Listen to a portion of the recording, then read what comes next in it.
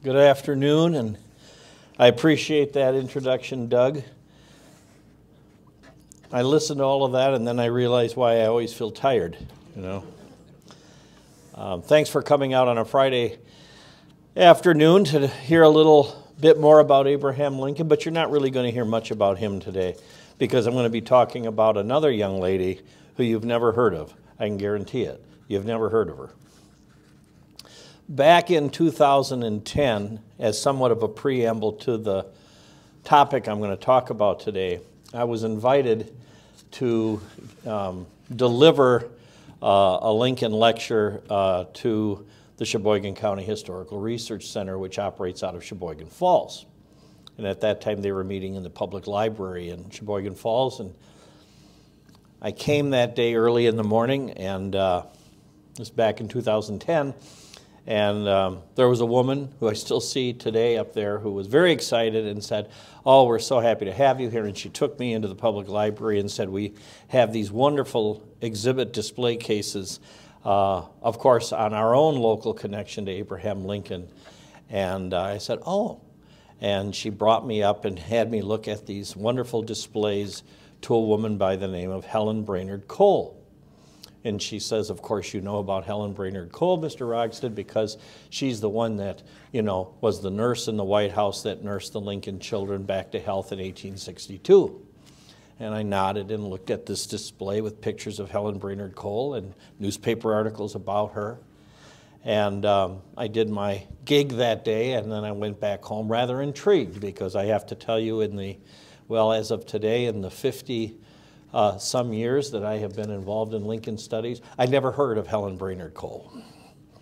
I've never come across her name in any literature, and she was a completely foreign personality to me. And I was very intrigued because I thought, geez, in all the reading that I've done, I at least would have seen her name, but I never have. Little did I know within the next few years I'd end up working at the Sheboygan County Historical Research Center. And once I began working there in the building, I work in the oldest building in the county, which was built in 1837. I'm up on the second floor. I found out that it was the building where Helen Brainard Cole lived when she was married. And then I really became intrigued because the organization I worked for, and now I'm the executive director, houses the documentary and photographic history of Sheboygan County. So I didn't really have to go outside of the building to investigate Helen Brainard Cole. So I have been now looking into the life of Helen Brainard Cole for probably at least 4 years. And it's been a very enlightening and somewhat surprising and real education for me on Helen Brainard Cole. So one of the things that I found was Helen Brainard Cole had made herself into a local celebrity in Sheboygan County. As a matter of fact, every time her birthday came around, she'd make the newspaper, and she died in 1931 at the age of 93. And so she's got a patriotic grave in the local cemetery about 4 minutes from where I work. And then if you go into Sheboygan downtown, near downtown, there's a massive boulder with a bronze tablet on there, also commemorating her life and her work. And what was her work? Well, she always lauded herself as the last living Civil War nurse from the state of Wisconsin. And when she was in about 86 years old is when she started telling her Lincoln stories.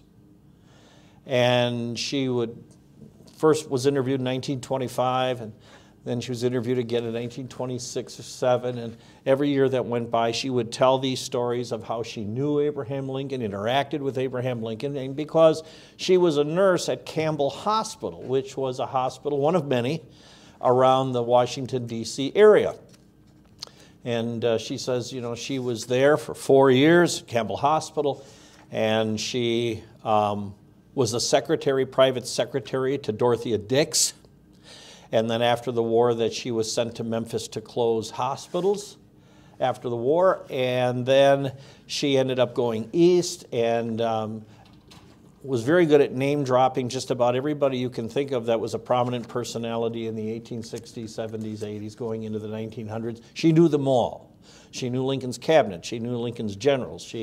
And then as the stories became more and more detailed, she would talk about Lincoln coming in to the kitchen at Campbell Hospital and saw her baking pies, and pretty soon he was shoving pies into the oven and baking pies with the hospital staff. At one time he was sitting on the floor in the corner eating strawberry shortcake.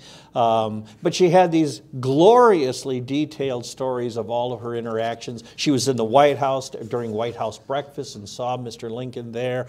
She saw him at midnight in downtown Washington walking along. She saw Mary Lincoln and Abraham Lincoln interact and how gentle Mary Lincoln was with him. And I mean, these wonderful stories just kept coming for pretty much the last 7 years of her life. And I found these fascinating because none of them could possibly be true. I mean, it wasn't like one of them could be true.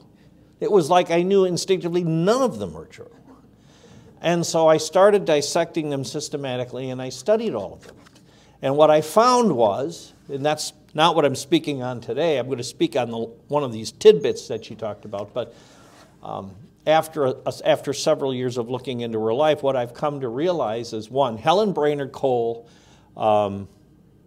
was a great storyteller. She was indeed a nurse, but when we looked into her pension records, what we find is that Helen Brainard Cole, her life simply was this.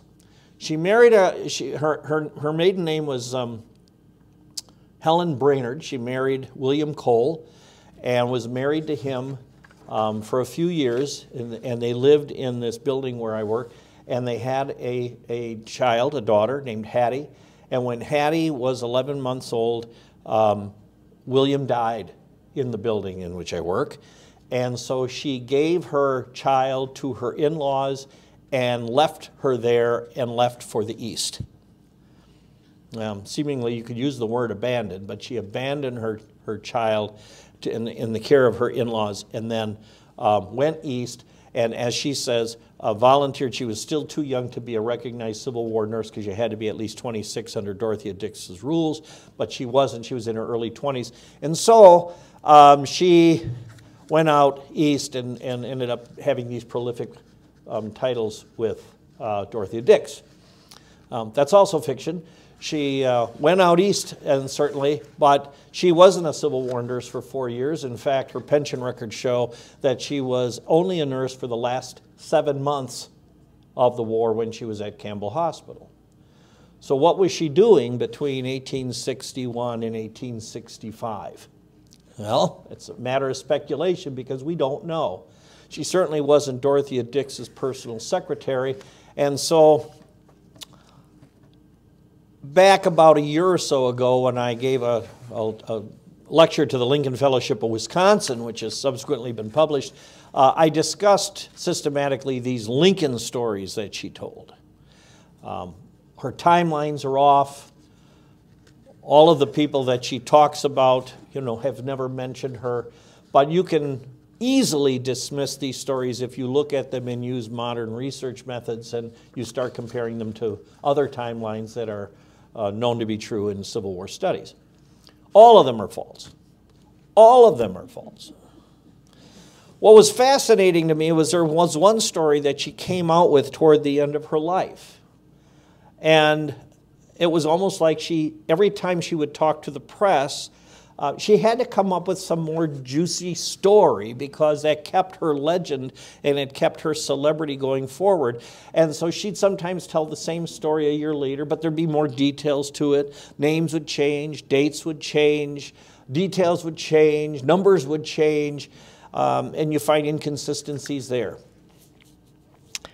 But there was one that I found particularly interesting. I didn't talk about it in that particular lecture because it's not a Lincoln story. In 1925, she gave an interview on which she said that she played cards with John Wilkes Booth. Just 3 weeks before Lincoln was assassinated by the actor. And she associated herself with the president's murder by claiming she not only knew the assassin, but had often played card games with him. And after having spent most of the evening in this interview recounting her memories of Lincoln, Cole dropped this unexpected bombshell. She's, quote, Mrs. Cole sat at the same table with John Wilkes Booth at a game of whiz. Now, it's actually whist, but in the newspaper they misspelled it, called it whiz, just 3 weeks before the assassination. No details were added to this provocative revelation. It appears that the interviewer did not even realize the significance of what Cole had revealed before she evidently did not pursue the statement with further inquiry. So she just says, you know, I knew John Wilkes Booth. I played cards with him 3 weeks before the assassination, and yet the interviewer doesn't say, oh, my heavens. I mean, what, you know, can you imagine today if somebody said, well, I talked to Lee Harvey Oswald, you know, 2 weeks before he assassinated President Kennedy? I mean, we would be all over that. But these people that interviewed her just, you know, noted it as one of her other great name-dropping events that she knew everybody. Her association with Lincoln's assassin surprisingly failed to garner much attention when she first revealed it. 2 years later, though, in 1927, it brought her statewide recognition when newspapers carried the Cole-Booth connection as a new Lincoln story to celebrate Abraham Lincoln's birthday in 1927, because they're always looking for a new story in February. It is not known exactly which newspaper sent the reporter to talk with Cole, but the story was carried in numerous papers throughout Wisconsin under the title, Played Whist with Assassin, Sheboygan War Nurse Knew Booth. The story noted that she played cards with Booth just 4 weeks before he was shot, so we got an extra week in there now, and mortally wounded Lincoln. 7 months later, the editor of the Sheboygan Press, who was probably irritated that an outside newspaper had scooped his own newspaper with his own local celebrity, sent a reporter to sit down with her and ask her about this again. And she explained that the hospital where I had charge of special diet and nursing during the Civil War was located at 7th Street toward the Soldiers' Home. Next to the hospital grounds, there was this large estate owned by Mr. McCleman, old resident of Washington, classed with those called cliff dwellers. I think that's interesting. There's no cliffs there, but McCleman was known as a cliff dweller. Our surgeon in charge and his wife were intimate friends with the McClemans and were frequently invited for a game of whist. Miss Howe of Lowell, Massachusetts, and I were sometimes included in the invitations, and it was not progressive whist in those days. Neither was there playing for prizes. Mr. Booth and I sat at the same table. She would go on to say that sometimes they served as partners in the card game. So then nothing more about this is being said until 4 years later, just months before death, when she revisited the story again, confessing that she, quote, and other nurses lived at the same boarding house as Booth. Whist was the primary amusement at the boarding house, and a number of times Booth was Mrs. Cole's partner at the game. The last time was 4 weeks before the assassination, so she's sticking with 4 weeks. So this story of the Sheboygan nurse interacting with Booth rests on 5 pieces of recollection. 1, Booth residing at the boarding house where Cole also roomed. 2, Cole played a game called whist with Booth, sometimes as partners. 3, the card games being played with Booth at the McCleman residence. 4, Cole playing cards with Booth at their mutual boarding house. And 5, Cole and Booth playing cards 3 to 4 weeks prior to the assassination. Interestingly, the Booth recollections of Helen Brainard Cole have not been incorporated into general biographies of John Wilkes Booth or in any Booth literature. So the question is, have they been overlooked or simply rejected by historians? To be accepted as genuine, these 5 elements of Cole's reminiscence require a thorough inspection to determine their validity. So, first off, you can't say that she never played cards with John Wilkes Booth. There's no way that you can verify or refute that. By the time she made her first statements in 1925, all of the people, and I think this is key, all of the key individuals who could have substantiated or refuted her claims were deceased. And you find that with Helen Brainard Cole. All of the names that she drops in all of the stories, and I don't find it to be coincidental, all of them are dead before she starts telling the press how she knew all these people. There was nobody left. She outlived everybody. According to her own testimony, she relocated to Boston after the Civil War and remained there until she returned to Sheboygan Falls in the 1890s to care for her ailing parents. And it would be 60 years before she would start talking about her Lincoln stories and her John Wilkes Booth story. So in the 1925 interview, she simply says she played cards with Booth. She did not elaborate where she played, how often, or where the card games were held. 2 years later, however, she told the reporter that she played whist at the McLean residence, adjacent to Campbell Hospital, where she served as a nurse. By the following September, she was telling a local journalist that she frequently played cards with Booth, but now the games occurred at the boarding house where they both resided. Every time Helen Brainard Cole spoke with newspaper reporters about her Lincoln reminiscences or her Booth reminiscence between 1925 and her death in 31, the stories changed. In fact, they were enlarged and enhanced. More details were always added, and they often contradicted what she said in previous interviews. The same holds true for her brief statements concerning her interactions with Booth and other people. Whenever she spoke of playing cards with the famous assassin, the circumstances changed. Now, if you look at these 5 elements of the story, you find it fascinating because, one, there was no name by the name of McLean in the entire Washington, D.C. area during the entire Civil War period. We know this because I actually called Washington, D.C. and had a research assistant out there check all of the city directories and the maps, and there was no family by the name of McLean.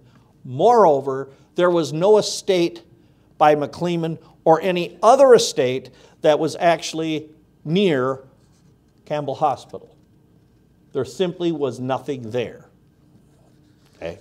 No McLean estate. Then she talks about this Miss Howe from Lowell, Massachusetts. We don't know anything about this Miss Howe. She doesn't use a first name. She never says how she knows her.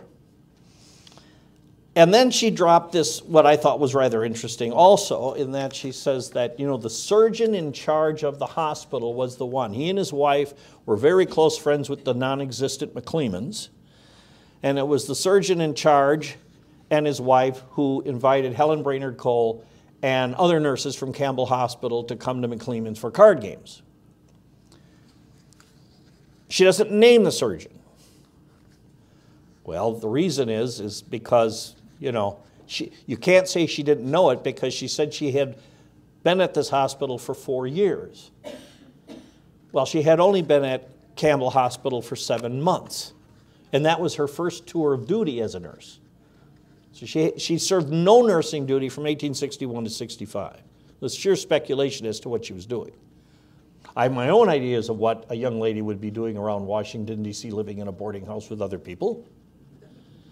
But that's just my own speculation, which is not supported by anything. But she was not a nurse until Dorothea Dix finally approved her in February of 1865 and sent her over to Campbell Hospital to work, of all things, for Dr. Andrew Sheldon, who had a rather illustrious career during the Civil War. As a matter of fact, going through this, I didn't think I would ever have to actually do research on the surgeon in charge of Campbell Hospital.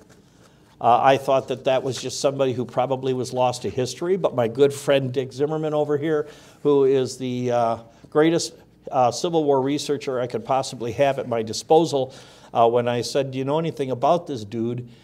He actually came up with Dr. Andrew Shelton's name and provided me with his entire biography and his entire chronology, and I ended up finding out that Helen Brainard Cole, in not naming Andrew Sheldon, had omitted the one person who really would have given her story credibility because he had such an illustrious career in the Civil War, even inventing what we know as field tent hospitals. So Helen Brainard Cole is working under that man's direction for 7 months, but could not remember his name. Or if she did remember it, she did not list it. She could not remember the wife's name, whose name was Lucetta. But of course, there was no McLeavon residence for them to go and play cards at.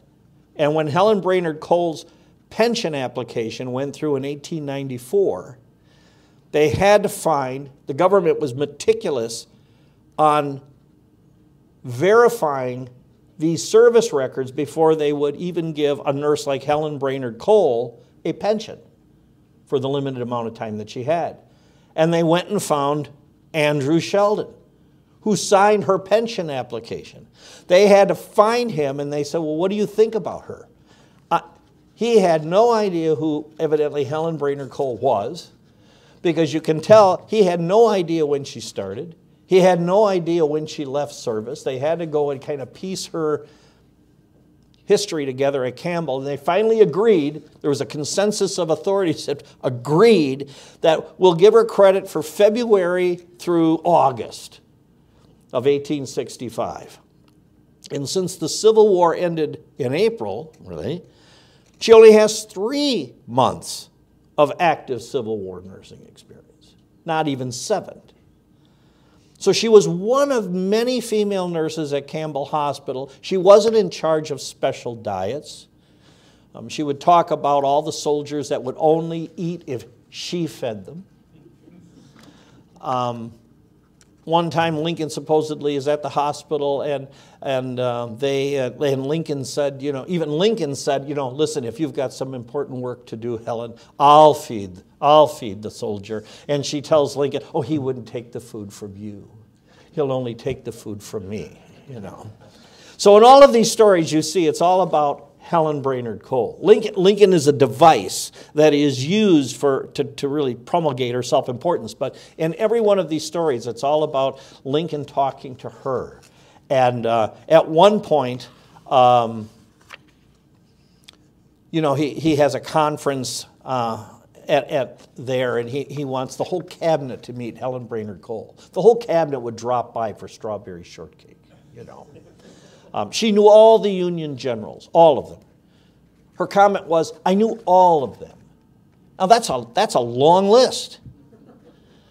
None of them ever mentioned Helen Brainard Cole. None of them were ever sometimes in Washington to eat strawberry shortcake at her hospital. She talked about knowing Clara Barton. Unfortunately, Clara Barton was dead by the time she said she knew Clara Barton. And what did she say about Clara Barton? Well, her and Clara, best of friends, slept on the dirt on the ground beneath wagons. And talked about Lincoln being at the Battle of the Wilderness, and he came through and visited troops. Lincoln wasn't at the Battle of the Wilderness. Her timelines and her chronologies are completely off. Even when you look at Clara Barton's chronology of her life, she's never where Helen Cole says she is. But I digress. We'll go back to John Wilkes Booth. The other thing interesting about Dr. Andrew Sheldon is there's another aspect to this that Helen Brainard Cole completely missed. And I'm actually glad she missed it because it just further substantiates how erroneous these stories are. If she was, and she was working at Campbell Hospital in February, March, and April of 1865. We know that. The pension records verify that. But in March, right in the middle of her 3-month tenure there, is when John Wilkes Booth actually tried to implement his last attempt to kidnap Abraham Lincoln. Now, to understand the Lincoln assassination, you just need to know that there was a plot to kidnap that went on for approximately 6 months, and that morphed because they never could get him, and it morphed in Booth's mind into assassination. Matter of fact, there's one scholar that has written March 27th was the date of the end of the capture plot, and April 14th was the boundary for when he assassinated Lincoln. So somewhere in those 17 days, Booth had decided to go from kidnapping to murder. Somewhere in those 17 days, he had decided to kill Lincoln. Older books will say, well, he found out Lincoln was going to be at the theater on the 14th and decided then. Well, we've got other things that if you move that chronology backward, it probably wasn't just on the 14th. But we don't know exactly what day. But somewhere in that period, he had decided. But if we back it up another week, Lincoln was scheduled to attend. It was announced he would attend a play at Campbell Hospital called Still Waters Run Deep. Now, Campbell Hospital was a collection of cottages and tents on a very large campus. And what they did to entertain convalescing soldiers is they would put on theatrical performances. And very often these actors that put on the plays came from the acting stock from the theaters that were actually in Washington. Grover's Theater, National Theater, Ford's Theater. These actors would come out and do these side gigs at Campbell Hospital. And Lincoln, who was at that time staying at the Soldiers' Home out near Campbell Hospital, would go over, because he loved theater, and he would go over to Campbell Hospital occasionally and see these plays. We don't know how often he went, but he was a periodic fixture there. It was now announced that he would be there on March 18th. And Booth quickly assembled 5 of his guys, told them, here's the plot. On the way back down the road from Campbell Hospital after the play, we'll be in the woods. It was a long road, heavily wooded. We will come out, overtake the president's carriage, dispose of the footman. We will then drive the carriage over to Benning's Bridge, and once we get across the bridge, because they'll let us over because the president's in the carriage, we will get them across the river, get them on faster horses, then we'll get them to the Potomac, and then we're going to put them on a boat, and then we're going to race and eventually get them down to Richmond and hand them over to Jefferson Davis. That was the plot. Now, there's various versions of what happened on the road that day. Lincoln came. Lincoln did not show up. The carriage came by, but Lincoln wasn't in it. There's these various versions that have come and evolved out of that story. But what actually happened was Booth had everybody assembled. And they went to I'll call it a pub or a bar not too long away, and they said, we will wait to hear when Lincoln is due to leave, and then we'll get in our positions along the road in the woods. Booth goes to Campbell Hospital, finds out from a fellow actor, is Lincoln here? What time is he scheduled to leave? He's told Lincoln never came. Now, if Booth would have checked the newspaper that day, he would have found out that Lincoln was giving a captured Confederate flag to Governor Oliver Morton, who at that time was the governor of Indiana.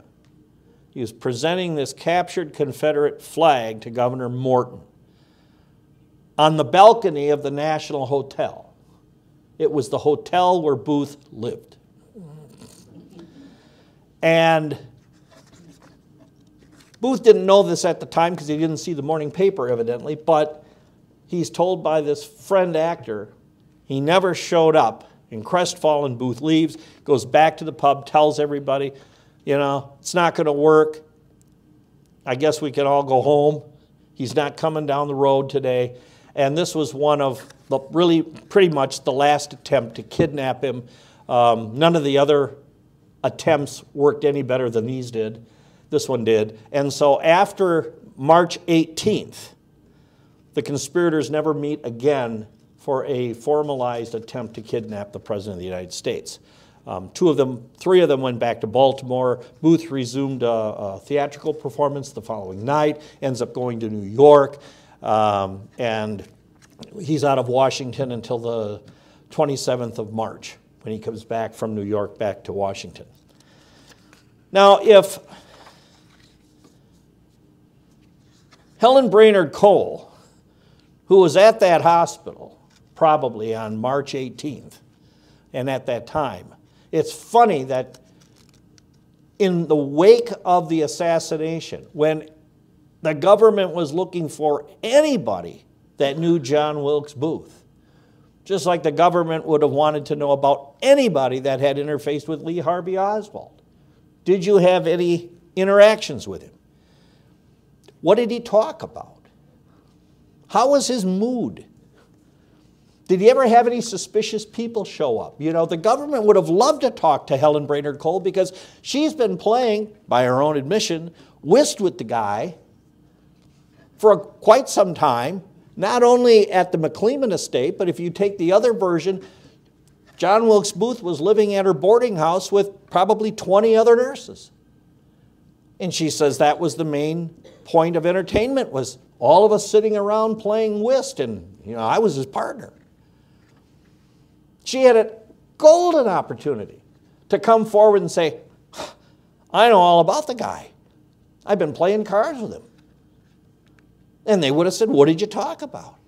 Did he ever have suspicious people show up at the boarding house? You know? And who are the names of all the other nurses that played with him? Because we want to talk to them too. She kept her lips absolutely sealed. She never came forward and said, I knew John Wilkes Booth when it mattered the most. Of course, neither did Dr. Andrew Sheldon. Why? None of these people ever met John Wilkes Booth. Sheldon probably served as a presidential escort whenever Lincoln was on his property, which would have been proper as the administrator for that hospital, and the fact that Lincoln appointed him administrator of that hospital. And yet, Andrew Sheldon never came forward and said anything about ever having seen John Wilkes Booth at his hospital. And he, of course, wouldn't have never said anything about Helen Brainard Cole because she was just some 21-year-old nurse that was taking care of some of his patients. So Cole's earlier assertion that the card game occurred 3 weeks before Booth shot Lincoln also carries some interesting possibilities. Now, going back to Booth's schedule, if it's 4 weeks before the assassination, Booth is simply not around. He's been traveling. He's been traveling. You take the 3 weeks, let's look at that period of time. Well, that carries certain possibilities. That puts the date around March 27th when Booth arrived back in Washington from New York. However, Booth's activities during this period almost preclude him from frolicking with nurses over card games at a boarding house where he never lived. Now, John Wilkes Booth was kind of like, you know, the Brad Pitt of his age. He's not living in low-rent boarding houses with 20 female nurses. He was a high-ranking, high-sought-after actor. And whenever he was in Washington, he always stayed at the National Hotel. That was his hotel when he was in Washington, D.C. That's where his meal was at, the National Hotel. It was like staying at a 5-star hotel in some city. That's where Booth stayed. Not in the hood. Playing cards with about 20 female nurses, Helen Cole being one of them. So, you know, he's not over at this boarding house. Also during that time, because he wasn't, performing recreation by playing cards, he was also attempting to re-energize his kidnapping plans. He was communicating with his band of conspirators. He was actually casing a house. He actually cased the house of William Seward during that week, which would serve as a target in his assassination plans within a few weeks. And he was collaborating, it seems, possibly with people out of New York for a plan in which they were going to smuggle explosives into the White House and blow up the White House, at least blow up the cabinet room, and take out and wipe out not only Lincoln, but the entire cabinet. And there's interesting circumstantial evidence that he was meeting with people in New York before he returned to Washington with that plan, in which he was not the lead. He was simply another person involved in it. There were a lot of these plots that were circulating at the time. Most of them valid. Most of them valid. They were not made up. So depressed over the fall of Richmond and Robert E. Lee's surrender to Ulysses S. Grant on April 9th, which signaled the end of the war, Booth spent several days wandering the streets of Washington and frequenting its bars. Most of the people that saw him during this time noticed a great depressive spirit, and a lot of times he was intoxicated. Bitter and despondent, Booth was on the White House lawn the evening of April 11th when Lincoln delivered his last public address. He would kill Lincoln 3 days later. As a matter of fact, that night he was with Lewis Powell, sometimes known as Lewis Payne, and when Lincoln talked about giving the educated blacks the right to vote in this sea of about 2,000 people on the South Lawn, Booth says to Powell, "Shoot him now. Shoot him now. He's right there. Shoot him now." And of course, Payne's smart enough not to do that. And that's when Booth said that's the last speech he'll ever make. But he wasn't going to do it. He wanted Payne to do it. Shoot him now. And at some point during those 17 days, March 27th to the 14th, Booth decided to murder Lincoln. So most certainly he was not playing cards with Helen Cole at a non-existent McLean estate or at a boarding house where he did not live. It is worth noting that the timing of Cole's disclosures late in life about John Wilkes Booth, they raise pertinent aspects of the assassination that should be considered. And yet, she never shows up in any of the literature. Interestingly enough, there was one author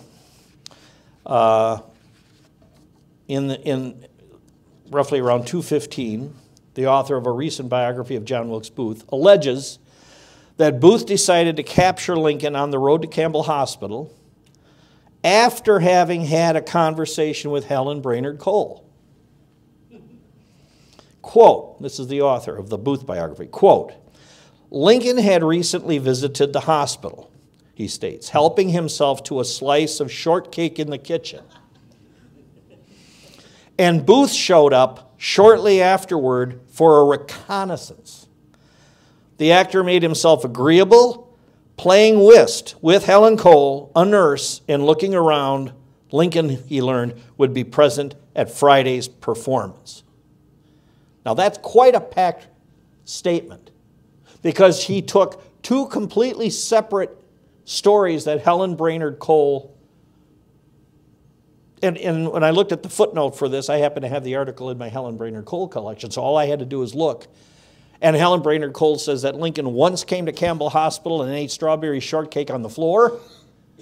And then later on she says, and I also happen to know John Wilkes Booth and played cards with him 4 weeks before the assassination. It is a stunning thing to me that a modern scholar would look at those two statements, link them together, and say that Booth decided to kidnap Lincoln that day at Campbell Hospital because he talked to Helen Brainard Cole and played cards with her, you know. And that she is now at the apex of why that kidnapping occurred. It is stunning to me that that would make it into Booth biography. But it did. So, again, going back to the Lincoln assassination, you know, all of the people were dead by the time she told her recollection. Interestingly enough, not only in 1865 did Cole or Sheldon have an opportunity to say that they saw Booth out at Campbell Hospital, but the last Lincoln conspirator that was captured in 1867, there was one that escaped. 4 were hung, 4 were imprisoned, 1 escaped. And the one, John Surratt, his mother was hung in the Lincoln murder trials, the first woman ever hung by the federal government. And he escaped to Canada and eventually to Europe, and then they found him 2 years later. They were still on the manhunt for John Surratt because they still believed he was involved in the assassination plot. They found him 2 years later, serving as a papal guard at the Vatican. They got him back as far as Egypt when he escaped by jumping off a cliff. They got him again, brought him back, extradited him back to America, and then he went on trial in 1867. But unlike the military trial that the 8 had in 1865, by now the courts were all open, and it was a civilian trial. So like, for example, with the search for the weapons of mass destruction that we went through and we never quite found, they were absolutely determined to pin John Surratt with the assassination. And yet, John Surratt had nothing to do with the assassination. But he was very active in the kidnapping plot. But the government wasn't trying him for being active in the kidnapping plot. They were trying him and trying to get murder one on him. And so the civilian jury found him not guilty and was acquitted.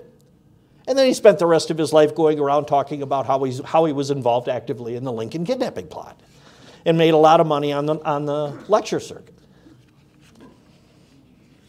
I said this the other night. One of the things that John Surratt said when he was being interrogated by the government authorities and everything, he says, you never saw a dumber bunch of detectives in your life. I mean, they could have, the government absolutely refused that there ever was a kidnapping plot. They never really believed that it was a kidnapping plot that morphed or evolved into a murder plot. It was always a murder plot to them. And they weren't going to be persuaded of anything else. And so John Surratt walked.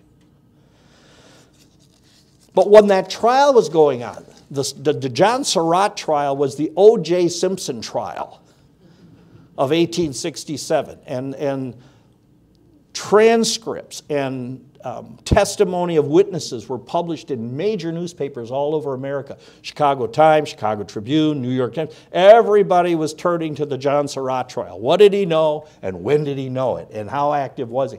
Again, if Helen Brainard Cole or Dr. Andrew Sheldon knew anything about John Wilkes Booth or played cards with him, there would have been another opportunity to come forward, but they never did. The most obvious reason why Cole kept her mouth shut in the wake of Lincoln's murder is that none of what she said happened ever occurred. None of it. Not just a piece of it. None of it. It was all pure fabrication. The McLean estate adjacent to Campbell Hospital never existed. She never was in close circle of friends with Dr. Andrew Sheldon or with a family named McLean who did not exist. She never boarded with John Wilkes Booth. A popular actor with national renown, Booth mingled with the social elite and stayed at the finest hotels in the cities where he performed. She kept silent about Booth until all of the individuals whom she had named in her interviews for 6 years had passed from the scene and were not around to contradict her recollections or call her out for being what she was, a prolific liar. To her credit, Helen Brainard Cole created an identity for herself in her lifetime which has sustained her celebrity in Sheboygan County. Now, I'm surprised they haven't tarred and feathered me in Sheboygan County, I got to tell you. The good thing is I live in Racine, so they have to follow me. But, yeah, she created an identity for herself in her lifetime which has sustained her celebrity in Sheboygan County since her death 92 years ago. Her deliberate efforts to deceive a gullible public with fictional stories testify to the continuing power of myth and how people will believe lies, if they are repeated over a lengthy period of time, and especially if the lies tug at their emotions. Her fables of Lincoln and John Wilkes Booth should remind us of the need to discern the accuracy of statements we are told and to not always accept them at face value. Just because someone says something happened, or says they were present at an event, or says they had a conversation with someone, or says that they can provide specific details about a particular thing, does not mean any of it occurred. Helen Brainard Cole is proof of that. Abraham Lincoln once told a friend, quote, "History is not history unless it is the truth." Helen Brainard Cole was indisputably and grossly guilty of not adhering to her own hero's maxim. She made claims with outrageously insufficient evidence, incorrect timelines, fabricated testimonies. She never gave thought to the possibility that research methods a century later would be able to expose her stories as the most improbable fiction, but deliberately kept on perpetuating a series of frauds over many years to promote her own self-importance. They speak to the enduring power of myth. Thank you.